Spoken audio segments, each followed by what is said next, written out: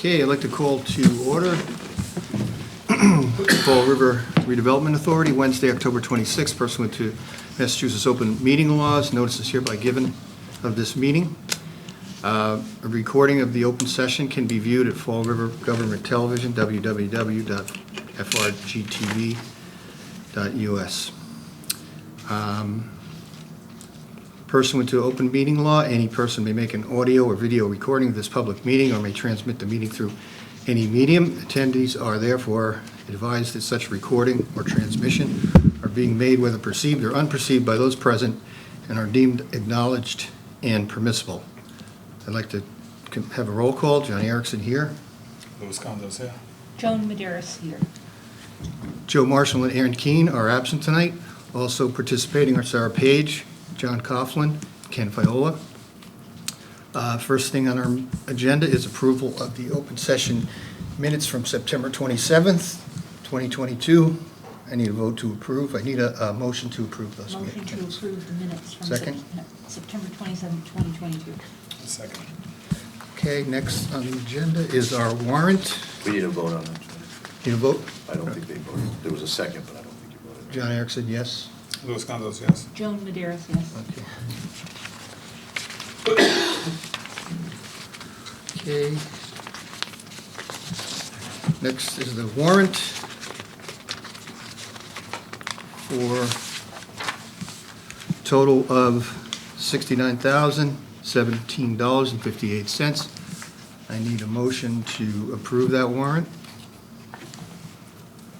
Motion to approve the warrant. Second. Second.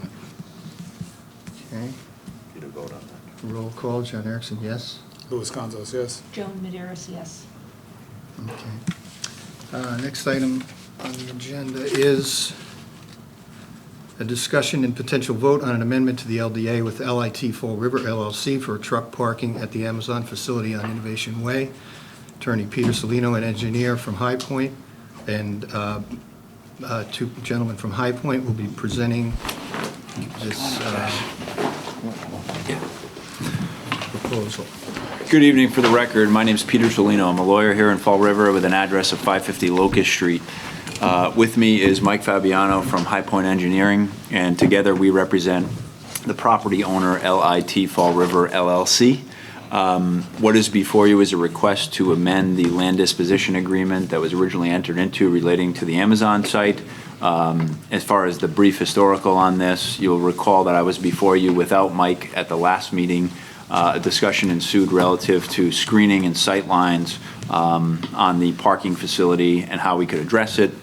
There was also a discussion relative to whether or not we'd spoken to Dan Aguiar. So in an effort to be responsive to the questions of the board, we scheduled a team meeting with Dan Aguiar. We went over the board's concerns as well as his concerns at a site plan review level. The plan is currently pending comments, which we expect to receive next week from site plan. Dan and the executive director have gone for a site walk or site visit, and ultimately the proposal here is to add some evergreen trees, 63 in total, inclusive of some fencing with slats in it for screening to be responsive to the board's concerns relative to the sight lines and seeing the trucks. And Mike, I'm going to turn it over to Mike and he can give you the more technical engineering explanation, but basically from a legal perspective, tried to listen, do as you asked, and present you with something that would be palatable. Thank you, Peter. Mike Fabiano from High Point Engineering. We're the record civil engineers for the project. What I wanted to do was basically just present the two plans that had the most relevance to the discussion at hand, which is screening and privacy around the two lots. The two plans you have in your package today that have color on them are basically an exhibit level, a colored up rendition of the formal site plans that we issued back to the City of Fall River Engineering and Planning Division. Part of this project is located in the town of Freetown. Part of it is in the City of Fall River. The lot that is labeled the south lot here is in the City of Fall River. What you see labeled up in the plan, shown in green highlight, basically this is the 63 trees that Mr. Salino was referring to that we tried to place in a natural fashion to supplement with already landscaping that was being provided before. But do that in a way that as you descend down into the Amazon site, coming down the private driveway on the right-hand side to screen the lot. We tried to supplement all these trees, throughout this area to provide sightline control coming down the driveway into the lot, and then around the lot, further supplementing to the end of the lot here. There was a comment by Mr. Aguilar about providing more screening at the throat entrance or the curb cut entrance off the private driveway into the lot at this location. And then shown on this plan also is when you approach, you basically come down a hill from Innovation Way, coming down this driveway. When you approach this area and the building is off in the background, and the other lot that's in Freetown is over here to the right, we figured in addition to supplementing trees like around the actual lot itself, we would do it in a way that actually protected some sight lines. So when you approach the area, we added more screening in this area to kind of obstruct the views as you're looking down into the site. For the town of Freetown, this is a little more remote part of the site, where once you get into the property, you're to the east of the building. There's actually a guard shack, security shack here. This is actually the private secure way that all the trucks get into the property. I have to go through this 24/7 operated guard shack. This lot is currently a passenger vehicle lot that's being moved into a trailer storage area, so that all tractors will be moving through this driveway, through the guard shack, into the property. Any trailer that's stored here is an empty trailer. All the loading happens in the back of the building, as it does today, but we supplemented and added more evergreen screening right here at the throat entrance, so that screens this view, and then anyone that can make their way around their way to the towards the guard shack, which is really truck traffic only. We added more screening to this side. In addition to the evergreen screening supplemented for plantings, there was a fence enclosure that was around both lots. It concluded, both this lot and this lot. Originally, it was an 8-foot high black vinyl chain link fence. So we added the black slats for privacy. It still needs to be slats because of the wind that's happening on site. And if you create a solid fence, there's issues long-term for maintenance and for the failure of the fence. But black slats, basically 8-foot high from the top of the fence to the bottom of the fence, that's added for all the fencing for the entire property around these new trailer areas. So we thought we were responsive, both in comments to Mr. Aguilar and the City of Fall River Planning, as well as this commission, to add 63 evergreen trees in strategic locations, as well as supplementing the screening by adding privacy slats around all the fence enclosure for the property. Thank you. So Tim, when you say the rear of the building where the trailers are, would that be the elevation that's parallel with 24? Correct. When you drive by and you see the trailers backed up to you as you pass on 24, this is that row right here. So Okay. the building length goes this way. Okay, I got you. So the new one where the employee parking was, it doesn't seem as though it's seen from the highway, right? Yes, this is off to the side. So the highway is basically right here. Yeah. Driving by, and there's probably maybe like a 20-foot stand of a mix of deciduous and evergreen trees that's in the public right away, to the highway.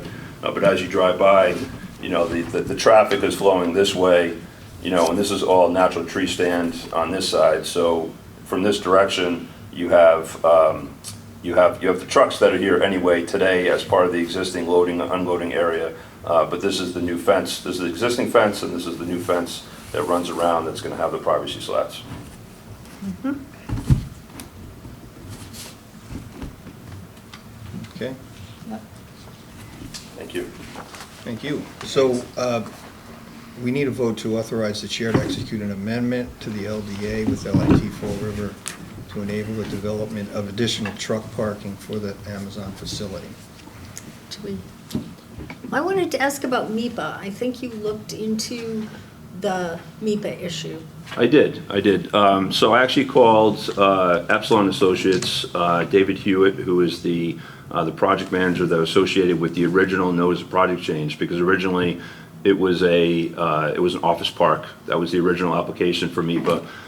Then it got changed through a notice of project change into what Amazon is. So the trigger for MIPA for a notice of project change is if any state agency needs to act on a permit based on whatever the revision is. In this case, there is no. We have a local permit with the city of Fall River, a local permit with the town of Freetown, and this is not necessarily a permit, it's an action through a commission. So just by way of not having any agency action required, MIPA doesn't come into play. But even if MIPA was in play, no change of use, no change in traffic, no change in building expansion, no change in impervious that was originally part of the project, because all this area was previously planned in the original application. It just so happens there's change in the use of the parking lot from passenger vehicle to trailer storage. So MIPA became a moot point once we found that the notice of project change requirement is triggered through a state agency action like the Mass DOT if there is like a change to the indirect access permit or direct access permit, which in this case there's not. At the last meeting, I said that the parking that you're adding, the new parking had been originally approved, but I said by site plan, and it actually was in the MIPA plans that it was going to be impervious surface. The MIPA, if you look back at the original MIPA application, MIPA is done at like the schematic design part phase of a project.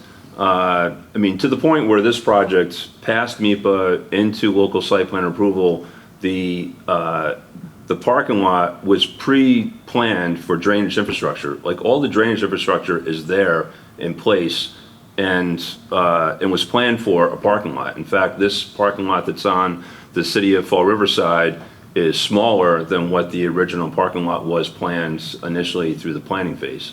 So it's actually less impervious that's being proposed, from a disturbance standpoint.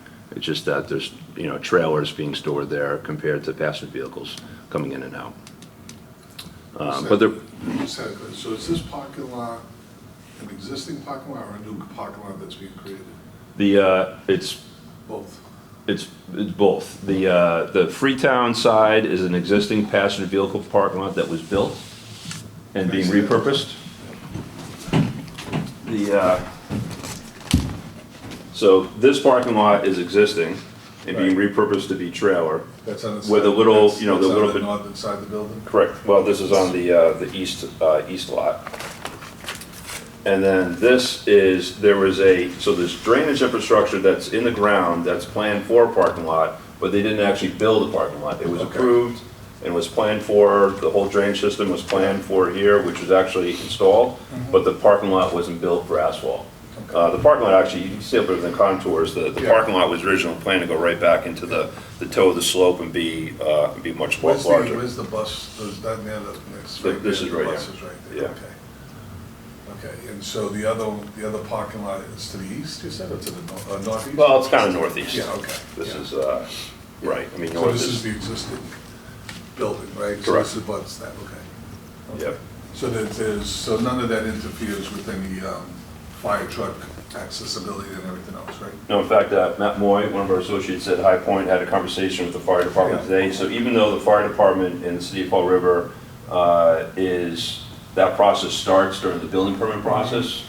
Since this project wants to get done in 2022, we've already preemptively got in touch with the fire department, had conversations technically about turning radii and access and whatnot, and already started that process, even though the building permit hasn't been filed for yet. Yeah, we got some good feedback today. They want a turning study to make sure the trucks can turn in there, which we've already done with the larger kind of W67 trucks that are 40 feet long anyways. And we're adding a second egress, so I wish they were happy about. There used to be a one-way one out meant for like passenger vehicles, but now we're adding a second egress in for larger vehicles. There's no storage. The trailers that are being parked are empty. Ah. So I thought you're they were currently, full. No, they're empty. Currently, they're using an off-site facility to store all their trailers, so they're moving, all that extra traffic's happening on the roads to move trailers back and forth from an off-site location to an on-site location. So this is, it's been a very successful endeavor for the area, for sure, as a central distribution facility. So I wasn't here for the meeting last month, so that is the main reason, what's the main reason for this to take place? Is that? The main reason is they have off-site trailer storage today that they're renting and leasing long-term, their lease is ending, and they're trying to, create more storage of empty trailers on-site so that they have more availability, so they don't have to go off-site to recover trailers to bring them on-site. Okay. And then the employees are just gonna park somewhere else? Yeah, the employees there's parking, the way they run their shifts, there's more than enough parking on-site to move, like these lots that were, first one lot wasn't built, the lot that was built was not utilized for passenger vehicle or associate parking at all. So there's no issues right now or at all for passenger vehicle parking. It's amazing when you go in there, the lots are not that full, even though you've reduced the amount of parking. Yeah, they run a lean operation. It's quite the thing inside. Some robots working, that's why.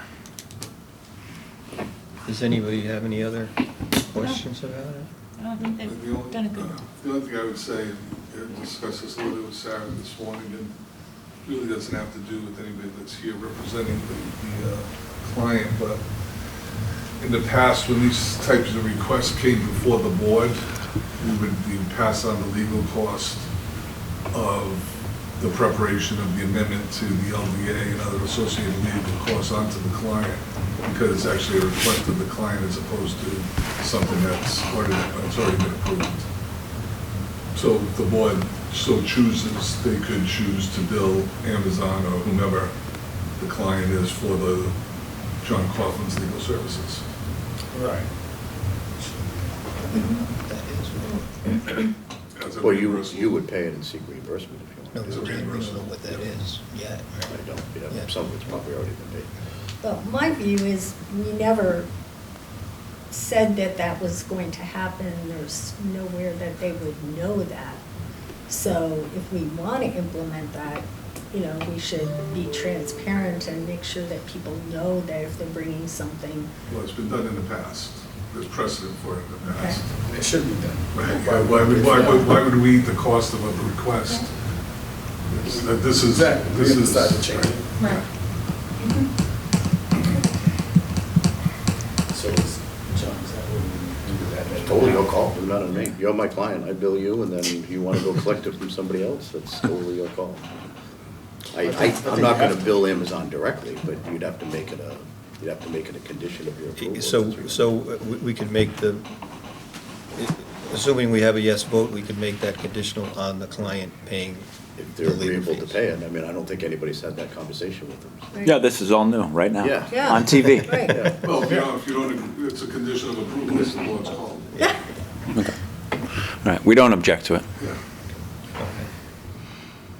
All right, so then we can proceed if I need. Should the I need motion be for the vice chair or the chair? I just don't know what Joe's availability is. I Yeah. don't know should we designate somebody to sign this Yeah, document? actually, on all the other votes, I had said the vice chair or the treasurer wanting to bring that up, that Joe is planning to work on the insurance one, but the others, I think it makes sense for somebody who's here right now to That's be fine. signing.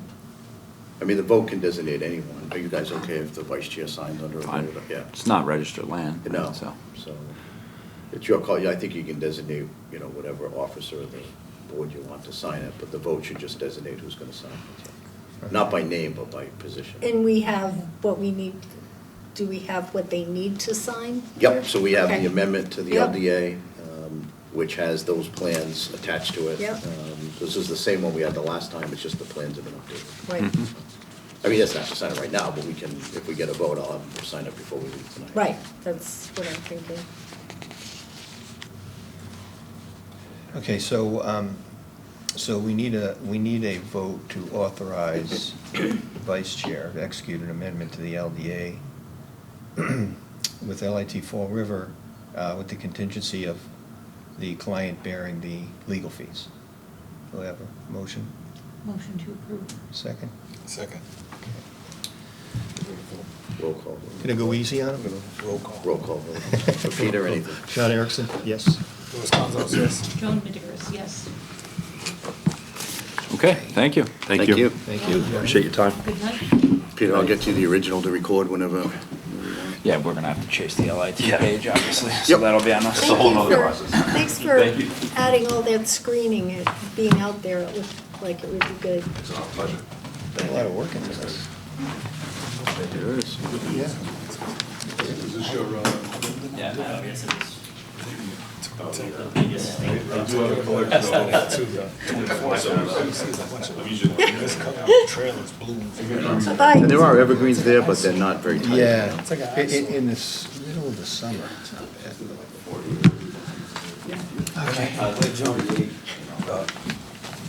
Mr. Council, how do we put that, in normal practice for, like, Mr. Fowler said, when someone comes to change something, it should be automatic that they're gonna flip Yeah, the. I think it's just a matter of notice when they come to Yeah, you and say, right. Notice we're up happy to entertain it, but you will bear our legal costs. Yeah. End of Okay, story. just tell them That's fine with me. I just was, Yeah.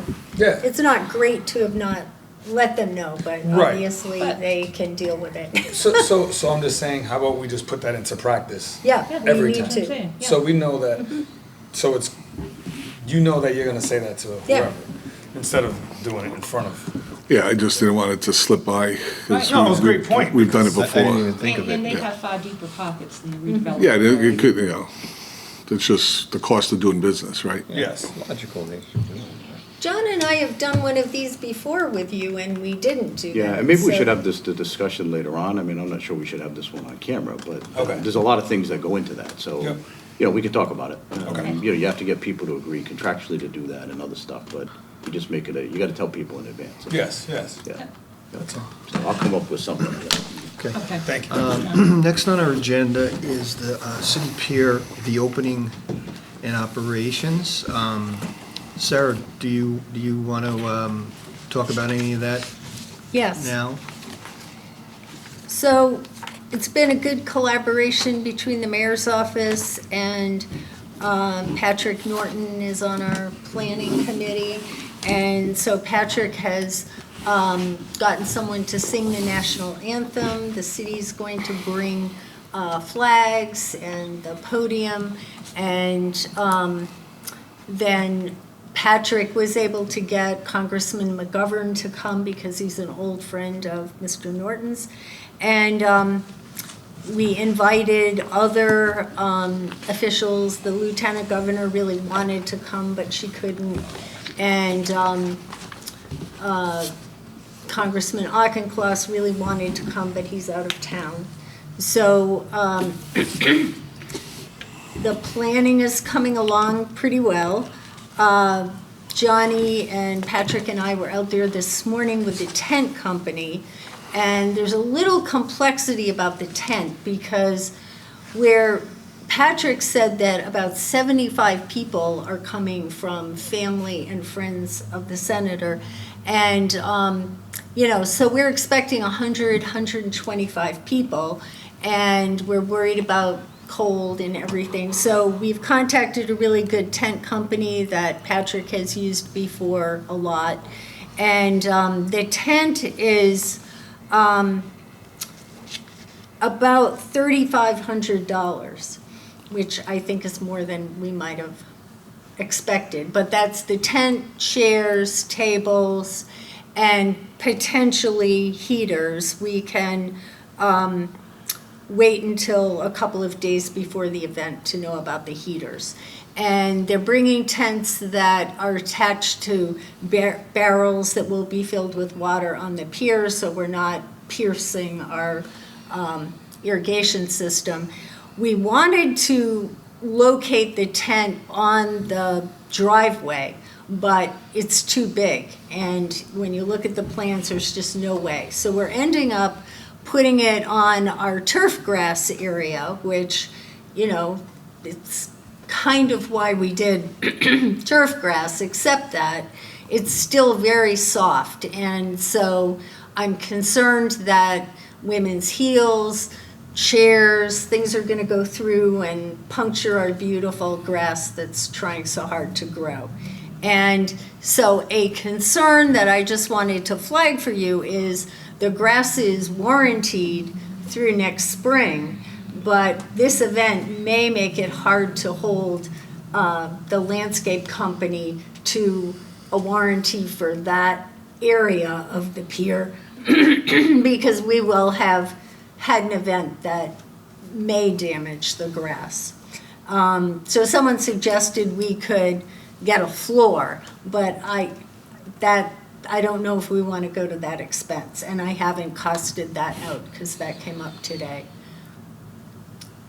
And if we used canvas, the tent company said it's way too slippery and people fall. Do you have any opinions on that? The floor idea was crossing my mind as you said all that. Yep. It's Okay. probably the safest route. Yeah. Okay, great. I don't think I've rented a tent that expensive, so I had a little sticker shock, but Well, it's the chairs and everything else. too. Yeah, Yeah, it is. that's a Breakdown very setup. fair fee. yeah, for it what is we're for doing what we're getting. Yeah. Yeah. Right, plus if there's heaters involved. Great. So, so I don't know how you want, so we want to vote on that, and then I'll continue with numerous other details. You know, I don't know what the floor will cost. I don't know if you want to say authorized to a maximum of 5,000 or, I didn't hear them talk about a floor. What would it be composed of? well, you can, you know, often they bring floors in for dance floors and Right, things. under tents. And it would protect the grass. And so when I was stressing about the grass, he said, well, we could bring a floor. And so we didn't get a lot of detail, so I'll have to look into that. All right, so then we need a vote to authorize the treasurer to execute an agreement with ABC Tent. So is maximum 4,500, is Well, that I still don't good? know, you know, can we give our treasurer latitude? Yeah, we need some wiggle room in here, Yeah, because there's no meeting before this event. right, So should we say 6,000 yeah, Yeah, I think that's to be fair. safe? yeah, that's good. Okay. Hear a motion for that? A motion to Approve you. the budget. Well, I just named you because it said chair, vice chair or treasurer, so I picked you. A motion not to exceed $6,000 $6,000. with ABC Tent Company for the dedication of City Pier. Second, I second it. okay. Good vote. We have a vote. John Erickson, yes. Louis Gonzalez, yes. Joan Maderis, yes. Next item is landscaping services, short-term and long-term contracts. So basically, we had Tim De Silva, and I have his quote if people want to see it. He gave us just estimates of the cost of every mowing, getting the planting beds ready for winter, and then depending on the snowstorm, what his prices would be. And so it's not a set contract, it's based on what we need. And we thought we'd have him mowing a month or so ago. So I'm hoping that he may come out and mow before our event. I need to find out from him if he even thinks the grass is long enough to do that yet. So it's a somewhat fluid contract. I'm going to use the regular contract form that John has me use for everything. Do you want to see his estimates? Yep.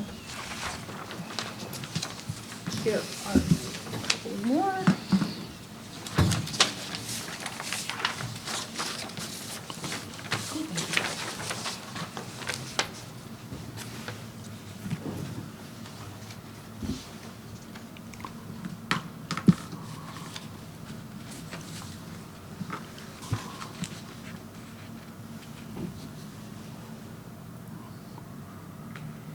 And then we plan to put it out to RFP for a long-term contract.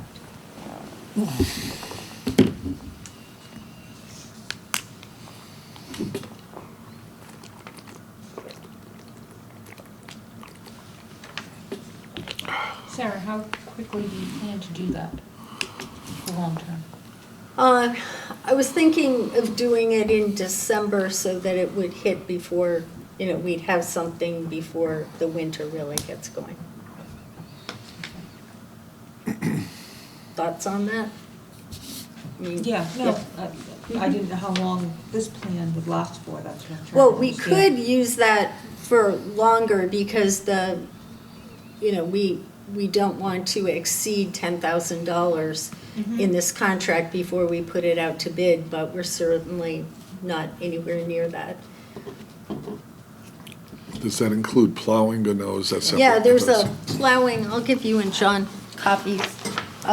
There's a, Do we know how he's gonna plow it? Or snow below it? I don't think he said he when we says met him. plowing, Yeah, it does. shoveling walkways, so I would Plowing assume entrances, he's plowing and doing shoveling walkways. I was assume he's using a snow blower. And I'm assuming the de-icing is all the walkways as well. Well, Right, it's not just we gonna be a actually had discussions out there about, is there a chance we want to close off any walkways during the winter, if there's a really bad storm? Do we want to say, this part of the pier is open, but not both north and south piers? Or, I think we're unsure whether it's going to always work to have people going out there with the amount of wind and water out at that site. Are there times when we're going to feel it's just really dangerous and we can't keep it de-iced adequately? And we can rack up a lot of expense, and not every park or walkway is kept open for winters. They're often, closed for the season. So, I don't think any of Fall River are. well, but I understand that they don't really shovel the boardwalk. Somebody said that. Well, doesn't mean that they probably should be cleaning it. Yeah. Because people are still walking on it. Right. And they're putting themselves at greater liability by not doing it. Right.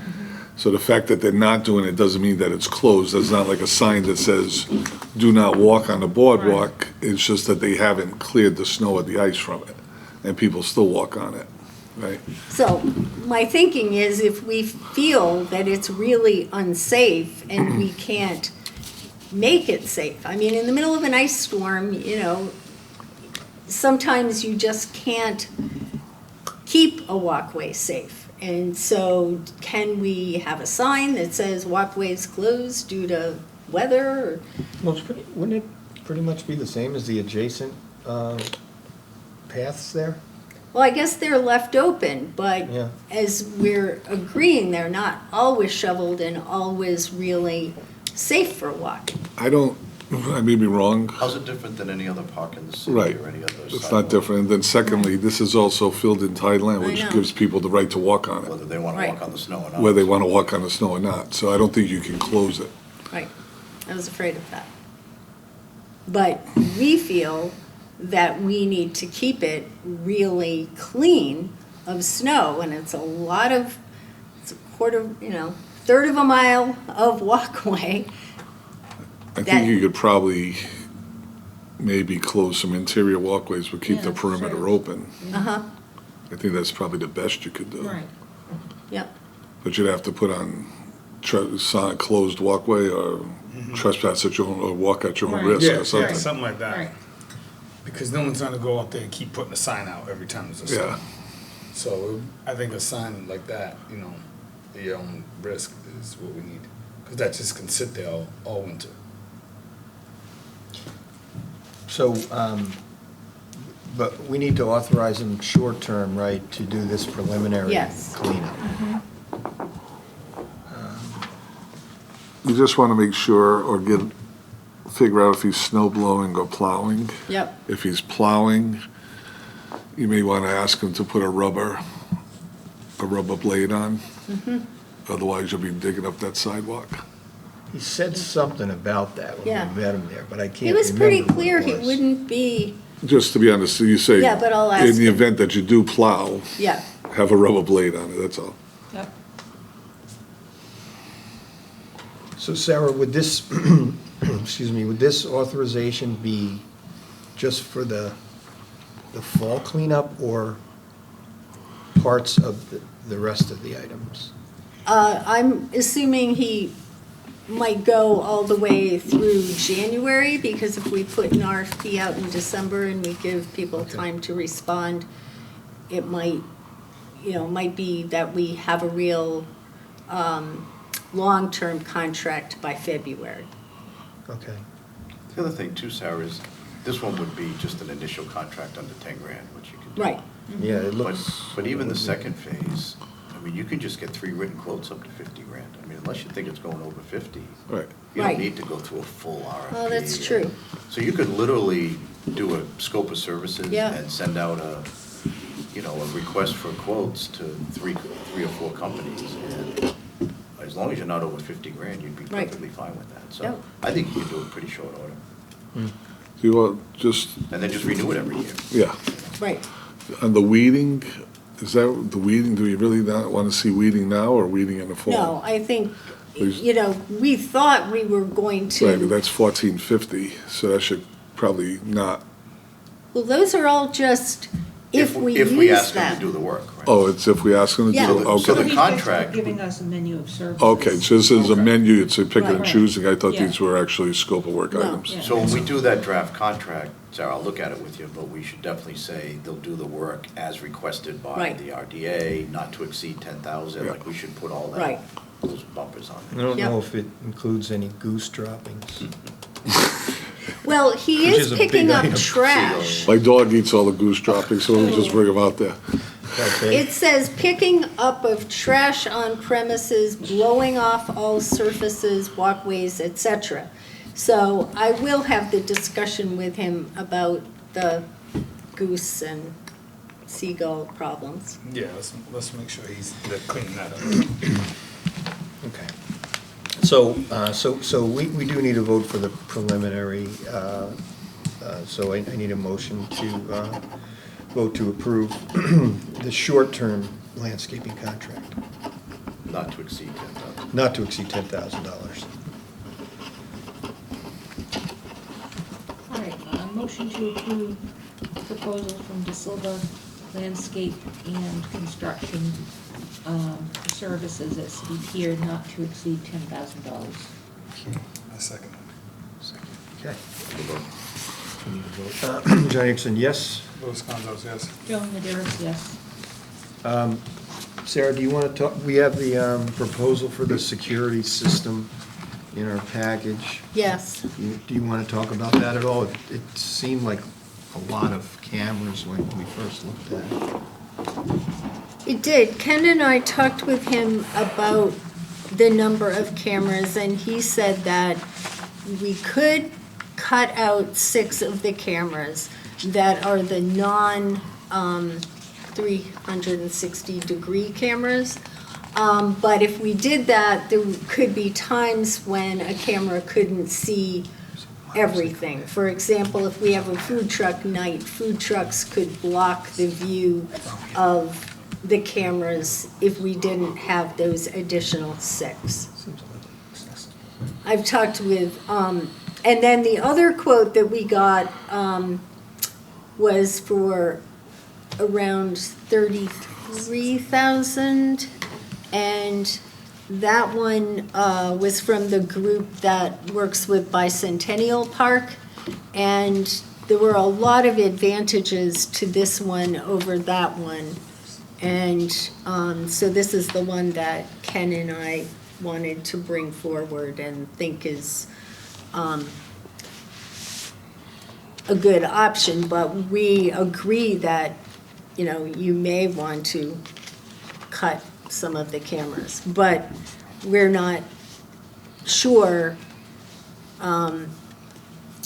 how much that diminishes the usefulness of the system. They're wireless? The wireless, right? Yeah. And we need to connect with the internet.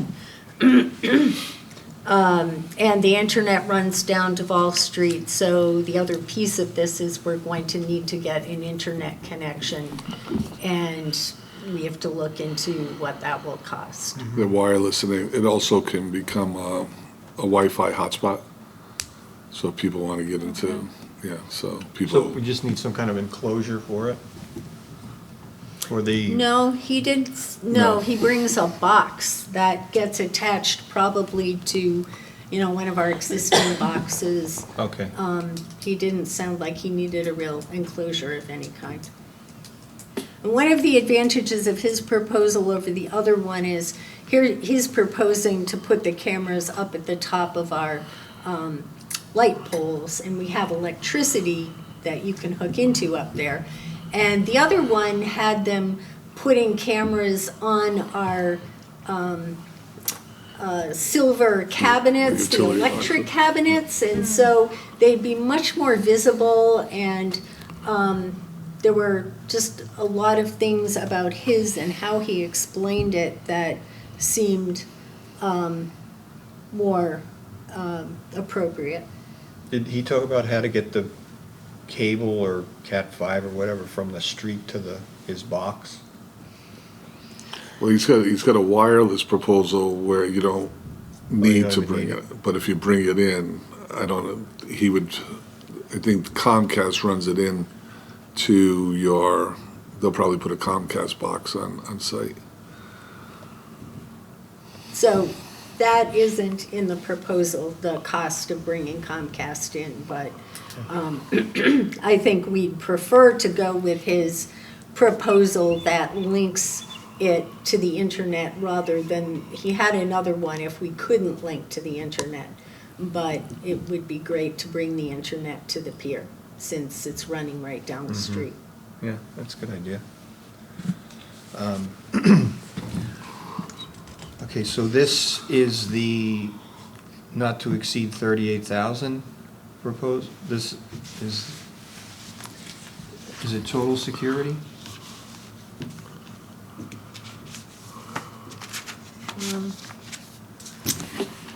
Let's see.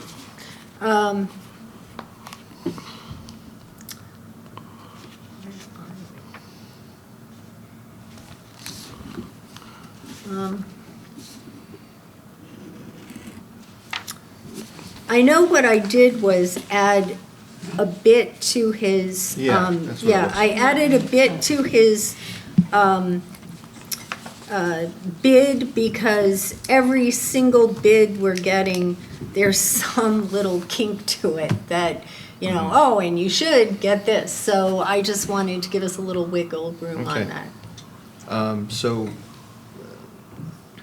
I need a motion to approve the vice chair to execute a contract with the security system, not to exceed 38,000. Motion to enter into a contract with Total Security Systems not to exceed $38,000 for the security system at City Pier. I second that. Can I just add a point of discussion, because I think it comes with a 2-year warranty, and he said he would give us an extra year warranty for free, so. Yep. With a 3-year, maybe condition your vote on a 3-year warranty. Along with a 3-year warranty. Okay. I second it. Johnny Erickson, yes. Louis Gonzalez, yes. Joan Maderas, yes. Next item was cleaning the City Pier site. This is specifically for the dedication, right, Sarah? Yeah. Johnny, can I back up a second, Sure. though? I mentioned the internet, and I don't have a cost for that, but could the board authorize the treasurer to work with me or something to order the Comcast to bring the internet into the site? I mean, do we need a vote for that? Yep. John? We do. Oh. Probably have to sign some agreement with Comcast. Right.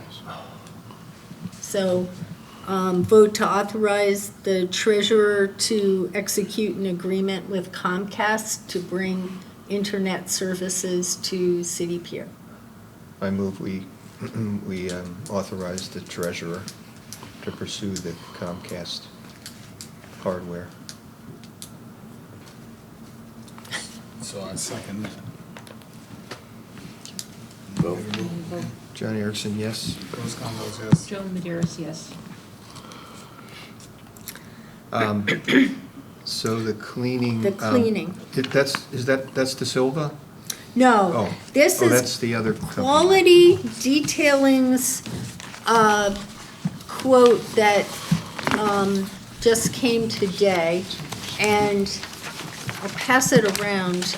It doesn't give us a lot of information at all. It just says 3 days, all railings and concrete. But we have issues with our ability to do this. We want to use power washing to power wash the sidewalks. Now, MAS is supposed to be doing that before they pass the site to us. And we're not sure that they're going to do it or do it adequately, and we need it clean, and it looks a lot better after this massive rain, but it still looks very bad. And so I'm trying to find out from Beta if there's a real problem with our power washing it, because MAS has said that they think power washing is going to damage the sealant on the concrete. Now, I think they're referring to the fact that they were going to try to get stains off the concrete and do, really powerful power washing, which might, they are saying that they think that that could damage it. So we're trying to get their agreement that we're going to power wash in a way that won't damage the concrete, because we still have a whole negotiation going on about the concrete. So we certainly don't want to go out and power wash it and then be told, oh, well, you damaged it. So we're in a difficult situation there.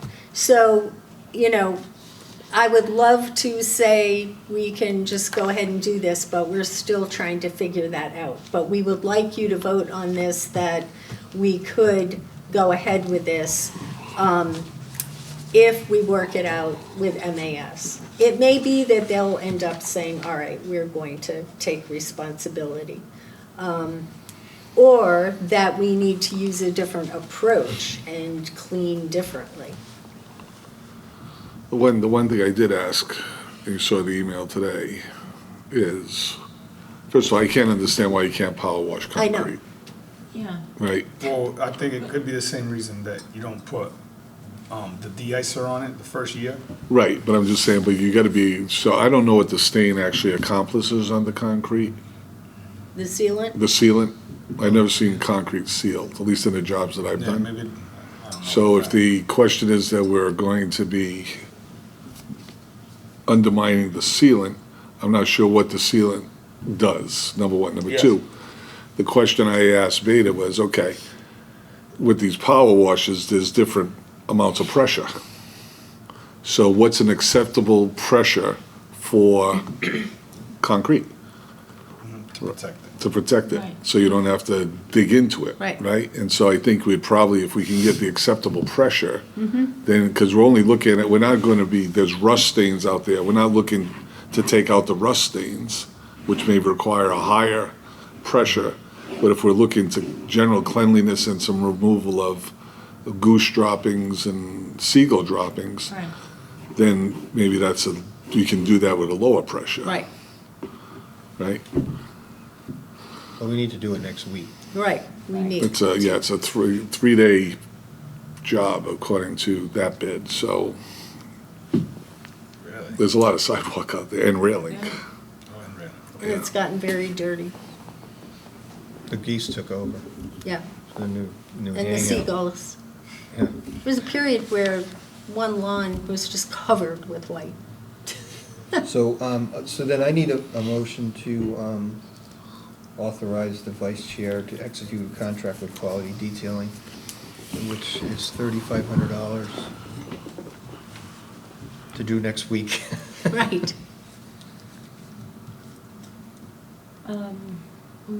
But do we want to have this subject to input from MAS or Beta? Well, yeah, I mean, I guess they're just gonna tell us do this or do that, right? You can't do this, you can't do that. We could probably find that out tomorrow. Right. I would I think. mean, Yeah.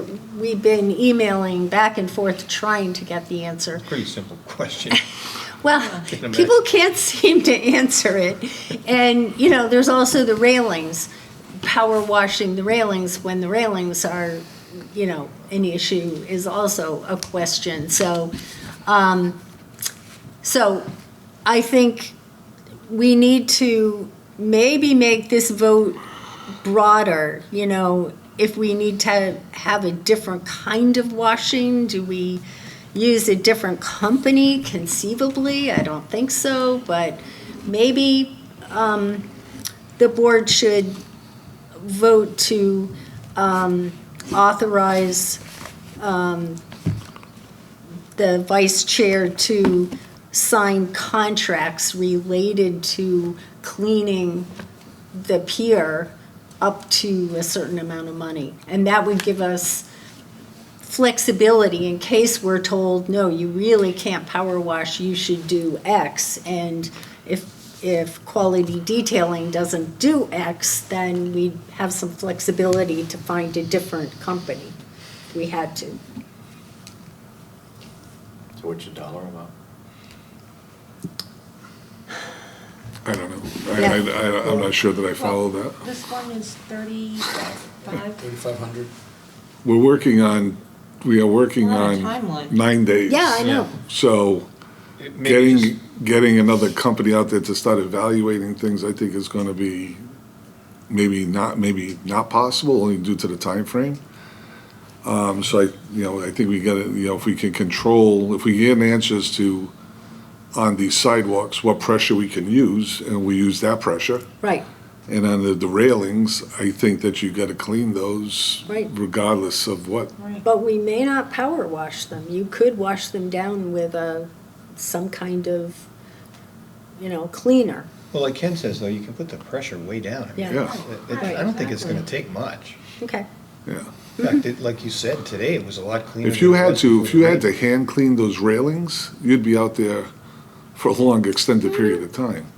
well, more than power washing, Oh, yeah. yes. But- You'd need a multiple team. crew of people. Yeah. Could we just make it contingent upon the blessing of the architect? To follow his or her guidelines? Yeah, Yes. And we should be able to get an answer out of him tomorrow, because we have to tell him, we have to know. you know. right. Well, we've been asking for quite a while, so, but you're right, we just need an answer.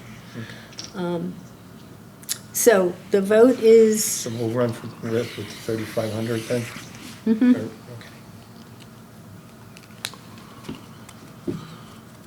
So what is the vote to sign this contract with this vendor for 3,500, subject to a determination that this is an Yes. appropriate?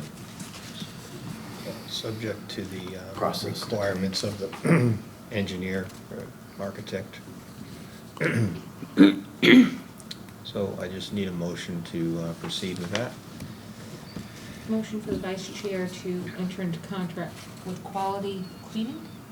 Power wash? Detailing. Quality Detailing for $3,500 for work at City Pier. Second. Jen Erickson, yes. Louis Gonzalez, yes. Joan Maderos, yes. Okay, the next topic is trash receptacles.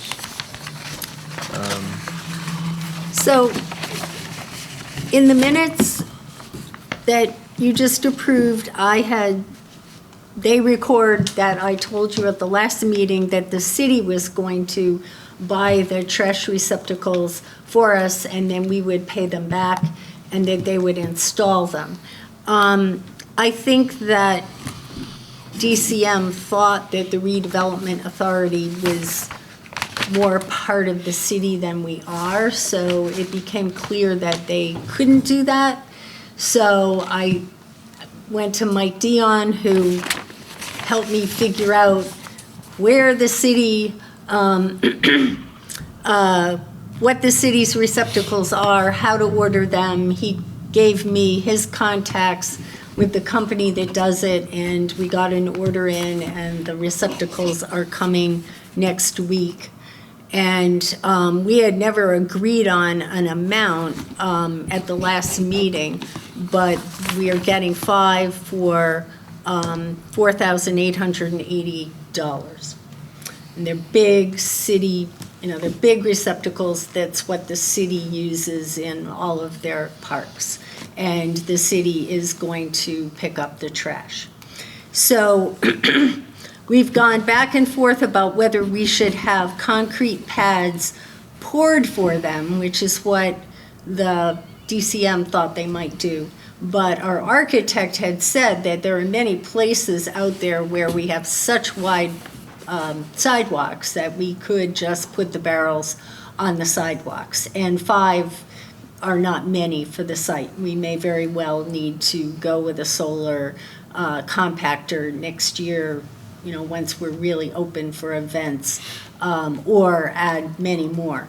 So this is at least a start, and I've figured out and am getting Beta to review where in various parts of the site we can just have them bolted down.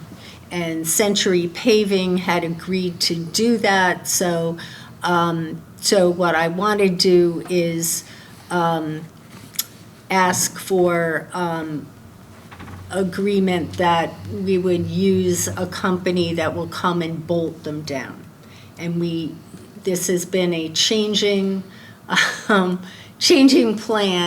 I had thought the city was going to do that, so I'm trying to find another, I think it's Century Paving, who Mike uses for lots of his park projects, and but I don't have an amount.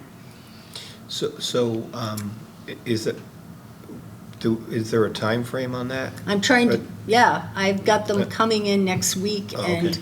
I've talked with Century Paving about putting them in next week, but I initially talked with him about putting concrete pads and then putting the barrels, but people think that they'll still be willing to just bolt the barrels down.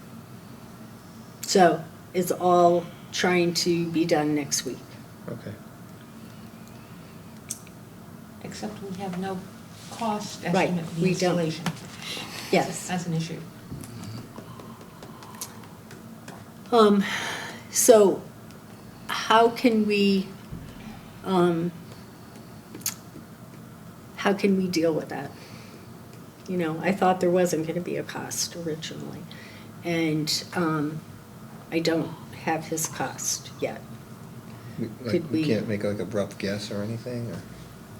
Yeah, Ken, do you have any sense, 5 barrels being bolted down into No idea. concrete?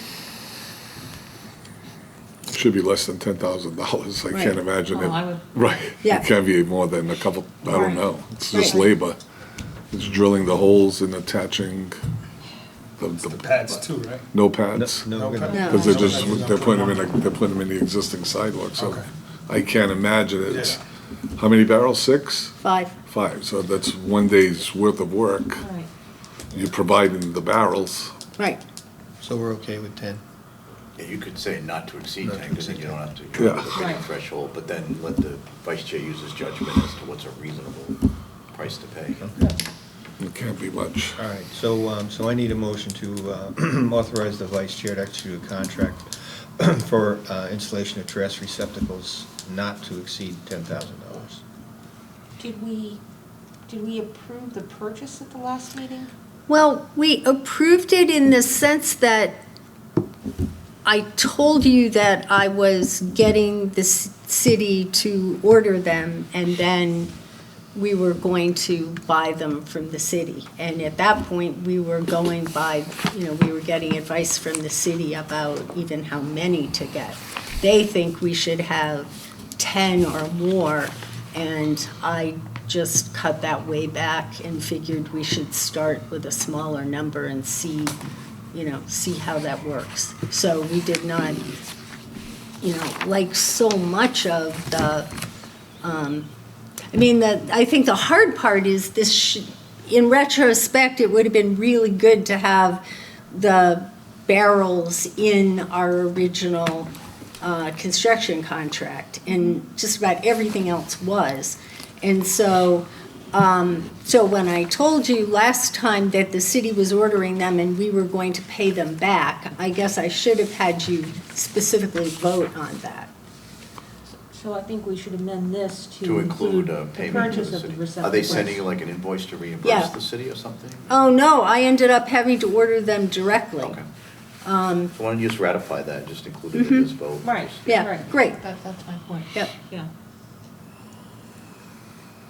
So So what do you want to say in the so amend the motion to confirm the purchase of payment for 5 the purchase of barrels, 5 At barrels? what? 4,880. There's only gonna be 5 barrels? Hmm? There's only gonna be 5 barrels? Well, to start, Okay. Pretty Remember, good you're going size. into the winter right now, so the Right. use is not going to be as heavy. but There aren't that many barrels on the boardwalk itself, and the boardwalk is pretty free of trash. People that are walking are pretty good about depositing trash in barrels. Yeah, I just think that people are gonna be spending more time here as opposed to just walking faster. They may, but even like in the Heritage State Park where they have that big grass area, there's only a couple barrels there. So you can always add barrels if necessary. at Bicentennial Park, there are barrels kind of everywhere, and people have felt there are more than they need. So we're going the minimal route, and then we'll see. So we need a motion, a second, and a vote. So we need a motion to authorize the vice chair to execute a purchase of 5 trash receptacles not to exceed $10,000. No, The one- no, to we're install. authorizing the purchase of 4,000. Purchase and installation. And then the installation Not to exceed. not to exceed 10,000. Installation. Okay, so it's 2 separate things, okay. And the installation not to exceed $10,000. Right. So I need a motion. All right, a motion for the purchase of trash receptacles at a cost of $4,880 and installation of receptacles not to exceed $10,000 to be completed by the vice chair. To authorize the vice chair, sorry. I'll second. Second, John Harrison, yes. Louis Contos, yes. Joan Maderis, yes.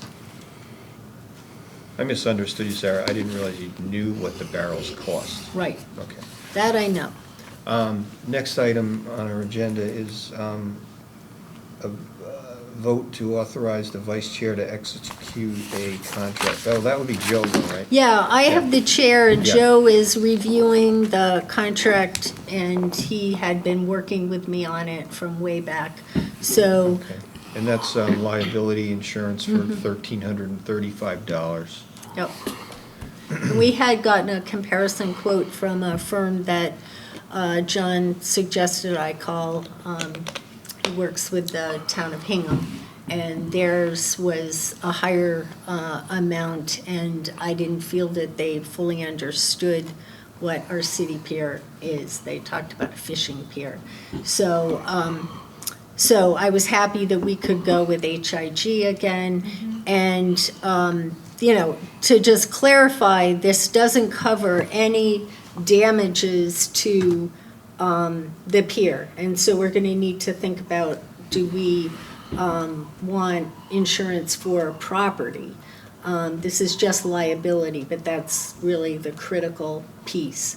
Paul Burke, his view is that the chance of our light pole, the light poles could come down in a hurricane, or a couple of them, or, someone could drive into something. So there could be damage, but he thinks that his recommendation is that we self-insure for damages on the property because he doesn't think it would be worth the cost of the insurance to cover that. But I wanted to make sure you knew that. And then once we put the docks in, we're in a whole other category. And once we start having, big concerts, we're going to have to revisit this. But right now, this is a good policy.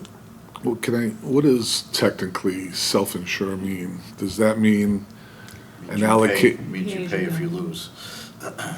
if you lose what? If you get sued, you lose. You But, pay. no, well, you got your general liability that you're gonna have, Right. but this is more for property. Right. Self-insured means you don't have insurance. Right, but do you, from an accounting standpoint, is it like a loan loss reserve that you're supposed to be putting money aside every year for that particular purpose? You don't have to. With property insurance, this is optional insurance. Right, but it If would it was be- like workers' comp self-insured or Right. something, it'd be a different. So, but this may be good practice to be putting that aside in the event. Well, that's a whole other story of, we may want to consider putting money aside every year for maintenance. going Yeah. forward. Well, That's gonna be that's what I'm bigger. saying, so maintenance, self-insurance, and all these things are gonna be Right. ongoing cost. Right, Right, right. We really need to look at all of that. yeah. Yeah. Yeah, I because think- you see on the news, like every night, people driving into stores and Yeah. things. Yeah. Maybe somebody could probably find their way in there and crash into the railing I know. somehow. Unlikely, but who knows? Yeah, Well, right now, you're not really generating revenue from this, not that you couldn't in the Right. future. right. Right.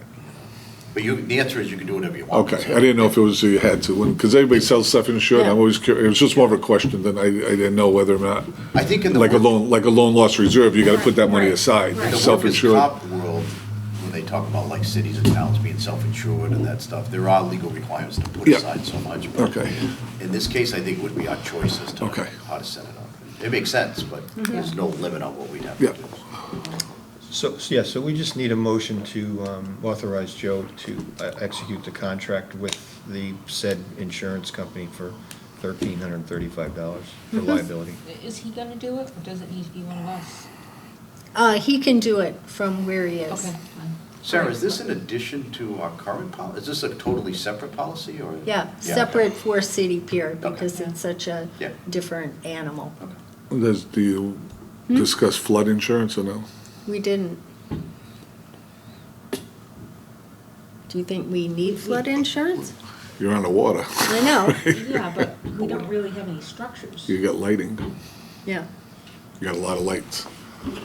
I'm not saying that you have to do it now, but it's something that maybe you wanna have a discussion about, Well, cause, I think we probably need to create a punch list Yeah. of these types of items. Yes. yeah. And then take those on as a group. Yeah, only Mm-hmm. We because did, in the right. event that, every now and then, like the state pier periodically floods, but there's Yeah. nothing there per se. Because the pier, the warehouse is lifted like 4 feet above the floodplain, but here you're pretty flat. Right. And those lights are not, how much, those lights are not cheap. No, they're not. No.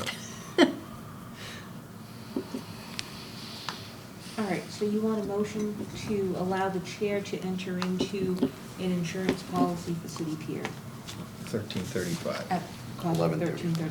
Is it 11:35? $1,335. $1,335, Sarah? $1,335. Second. John Erickson, yes. Louis Gonzalez, yes. Joan Maderis, yes. Chapter 91 application to hold events on City Pier. That's just a vote, Sarah, or do you want Yes. to talk about it at all? or- Well, I'll just mention, you've been hearing about this for a while. We're asking the Beta Group to work with us to go through a whole other Chapter 91 application so that we can have events on City Pier. And they're framing it as, we have a license for passive recreation. We want a license now to hold all kinds of events and the possibility of some private events where we would close off a portion of the pier potentially for a ticketed concert or a wedding. And so she gave us a good, long proposal about all the steps, one of which is MIPA, environmental justice community regulations will come into play. So we'll be doing a lot of public engagement to, as part of the process. And our goal is to have the license by the spring, so we're all set for events. So I need Is that a, achievable? I hope so. you mean the time frame? Should be. You mean the time frame? Yeah, The spring? not if we have to go through this environmental justice Well, communities you're- and NEPA and all those, and do public outreach, as you just said. I mean, it's not a long time, No, it isn't. No, we need to get right on it. yeah. But it isn't the complexity that we're going through on Pleasant Street for the urban renewal plan. It's a much simpler process where we need to let a lot of different organizations know, and it doesn't have all the complexity that that one has that will take who knows how long. So I think Laura thinks that we probably can, crank along and get it done by next spring. Okay. I'll get you I'll go over a timeline with her. We always do that and let you know what the timeline looks like, because I understand your skepticism. Yep.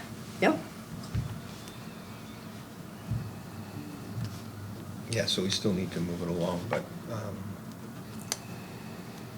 so I need a motion to authorize the vice chair or the chair to execute a contract with Beta at an estimated cost of $35,240 for the Chapter 91 application. So move. Second. Johnny Erickson, yes? Luis Gonzalez, yes. Joan Maderas, yes. Okay, next item is City Pier Phase 4 updates. Do you want to talk about that, Sarah? So the bid documents, we advertised bidding a week ago, and the bid documents were available today, and for the pilings. So the piles are scheduled to go in. We are expecting the bids back, I think it's November 9th, and we're trying to make a decision by Thanksgiving and give them a notice to proceed the day after Thanksgiving is what is written. And then they need to order a particular kind of piling, and then they will install them, and they need to get them done by January 14th because a time of year restriction due to fish spawning starts January 15th. And so we're on a really tight timeline to get those in, but that's been thought through, and we think that that's going to be doable. Then I put in an application to the Seaport Council, and we have our $150,000 earmark, and that's contributing and covering most of the cost of the piles being installed. And the piles, we hoped were going to be $150,000, but Beta thinks they may be as high as $187,000. But we'll see how the bids come in. That's total project cost. Right, So you got 140 something for the piles, 25,000 for mobilization, and 6,000 or 7,000 for a turbidity curtain. right. So we were required in our Chapter 91 application, and a couple of the entities that were reviewing our appliets said that they wanted us to have a turbidity curtain. What's a And, turbidity okay, so I curtain? finally found out what it is. It's cloth that has floats on the top and weights on the bottom, and it goes by the barge, it gets attached to the barge, so when the piling goes into this curtain, and the curtain keeps some of the mud and stuff from, Going all over the place. yeah. Oh, okay. So it's a protection. Lesson learned. Yeah, I know. It's a protection for the, you know, the fish and animals in the water. Okay.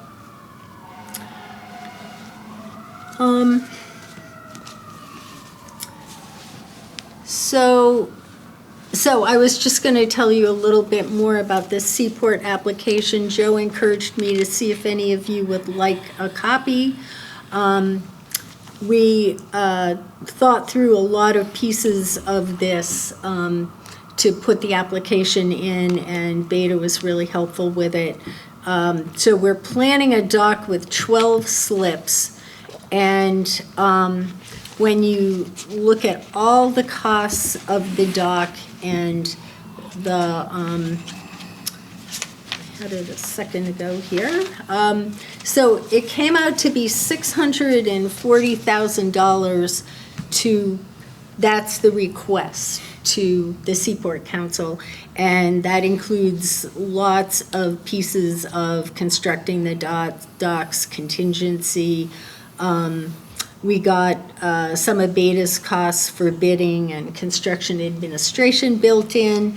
And then we had to have a match, and I added up all the costs we've had to get to this point for, and the extra costs that we as the Redevelopment Authority will have to contribute to get the piles in. So we're matching with $204,000. Yeah, I think that you should send it to the entire board. Good. Yep. Yep. Please. It's pretty, you know, it has a lot of helpful information in it. Yep. Good. So did you say that that's going out to bid on the 9th of November? It went out to bid. It went out to bid And- already. Right, and we'll be getting the bids in, The bids come in the 9th? Right. Okay. we're giving them a 2-week And then bidding they period. can start that quickly after the award? Well, Depends, one of the, not the concerns was, it's green heart piles, which are being spec'd, so it's all depending upon the availability of those pilings. Oh, okay. Now, they said, as of now, they seem to be available. I think what's complicating things across the whole construction industry right now is Florida, and the availability of materials and supplies and everything else. Hopefully, the pilings will be available to us, but that, we're hoping there's not a lot of lead time for those pilings.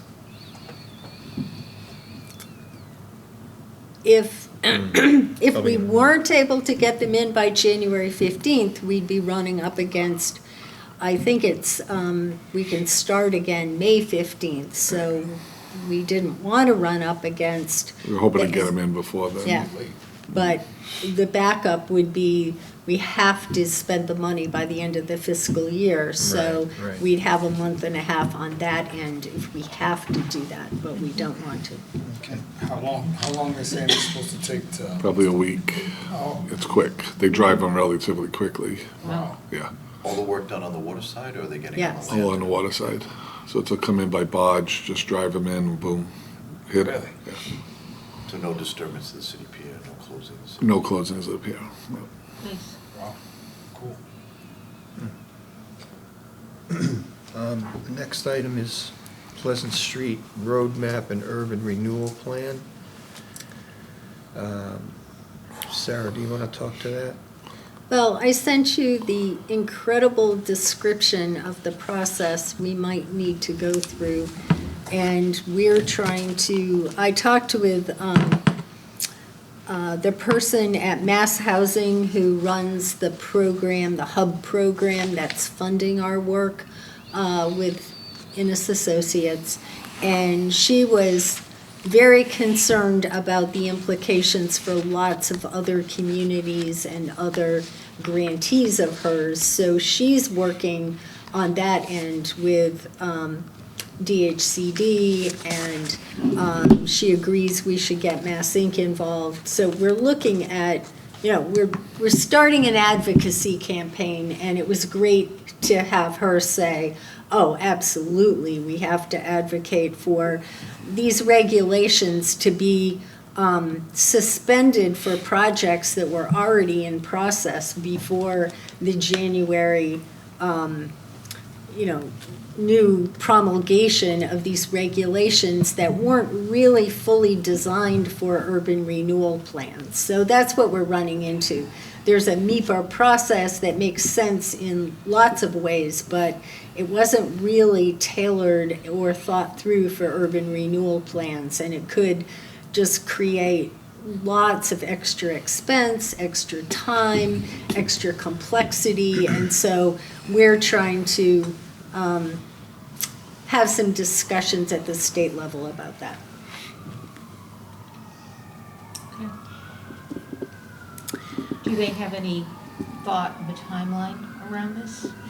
That's the hard part. We don't want to spend months advocating rather than tearing forward and doing this. So, no, we haven't gotten a clear sense of a path yet in how long that might take, and we need to figure that out. Yeah. We do. Ken, have you had any? No, I think what adds to the whole equation is you have one administration that's closing out. Right, right. So to try to get this suspended during an outgoing administration, that's not gonna happen. Then you gotta educate the new incoming administration as to the reasons why it should be suspended until for projects that are already underway. So that's sort of where we're in limbo land. Yeah. Anything else on that? Okay. The vice chair makes a finding that an open session would have a detrimental effect on the negotiating position of the public body and on the litigating of the public body. We want to do a roll call vote to enter into executive session to approve the executive session minutes from September 27th and to discuss strategy with respect to litigation in the Bristol County Superior Court docket 2273 CV 00535 and with respect to potential litigation regarding the City Pier project and for real estate transactions on the agenda, including Innovation Way, 72 Bank Street, and 45 Anawan Street. I need a motion to enter into executive session. Motion to enter into executive session. And are we returning to open session for And any vote? No, we're we're not not. returning, correct, and we will not return into open session. No. Second. Johnny Erickson, yes? What's not discussed? Joan Maderis, yes.